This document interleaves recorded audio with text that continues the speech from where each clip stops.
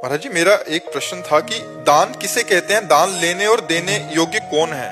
ये किस रूप में तन देखो, सही माने में दान है आवश्यकता की पूर्ति करना। जैसे कोई भूखा आदमी है, उसे भोजन की जरूरत है, अब उसे अन्न दान करो, उसे पवा दो।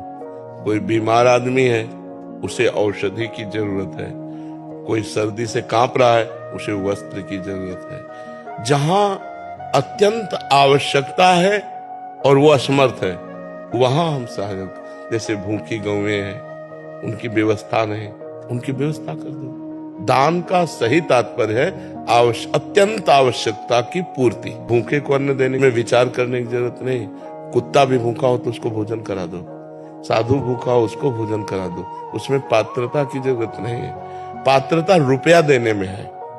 हम रुपया देते हैं, शराब पिएगा, ये व्यभिचार करेगा कि गंदा आचरण करेगा। रुपया में थोड़ा होश में दान करने की जरूरत है। अन्न, वस्त्र, औषधि, जल, इनको तो जहां यथा योग्य अवसर मिले पवा दो, उसमें दे। क्योंकि लेकिन रुपया में वो कुमार्गामी प्रवृत्तियों में रुपया खर्चा होगा तो आपको भी नरक जाना पड़ेगा। इसलिए उसमें फिर पात्र देखते हैं कि हमारे रुपये का यहाँ सदुपयोग होगा कि दुरुपयोग। अगर लग रहा है सांगोपांग सदुपयोग होगा तो फिर कर देना चाहिए। जैसे कोई मांग रहा है आपसे, संत वेशधारी, एक तो संत मांगेगा नहीं।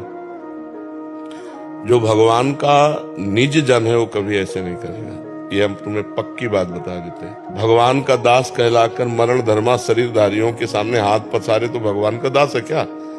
अरे भगवान की दासी है लक्ष्मी जी, और लक्ष्मी पति के हम दास हैं। कि हमें जो आवश्यकता होगी वो प्रभु देंगे, तुमसे क्या मांगने की जरूरत है? तो भगवान का भक्त या कोई संत या सन्यासी, मुझे तो नहीं लगता जो असलियत में सतमार्ग में चलता है। उसका लक्ष्य तो भगवान है, तत्व ज्ञान है। वो रुपया के लिए, ना औषधि के लिए, ना यात्रा के लिए पैसा मांगेगा नहीं। लेकिन अगर कोई वेशधारी आपसे रुपया मांग रहा है कि हमें तीर्थ यात्रा के लिए या यज्ञ कराने के लिए या इसके, तो आप स्वतंत्र हैं ना कहने में। बिल्कुल डरिएगा नहीं कि हमारा कुछ अहित हो सकता है। कुछ नहीं अहित हो सकता।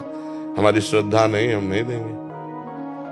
बिल्कुल साफ रहना चाहिए इसमें। महाराज, पानी पीना हो पानी पी लो, भोजन करना हो भोजन पा लो, इसके आगे हमारी श्रद्धा नहीं है। अगर आपकी श्रद्धा दिखाई दे रही कि वास्तविक यज्ञ होने जा रही, आपको पता है उनका परिचय, तो जो बने तन मन धन सहयोग कर देना चाहिए। मतलब उसमें जानबूझ करके ही दिया जा सकता है, अनजाने में धन नहीं दिया जा सकता कि हमारे धन का दुरुपयोग होगा तो फिर उसमें सदगति बिगड़ जाएगी।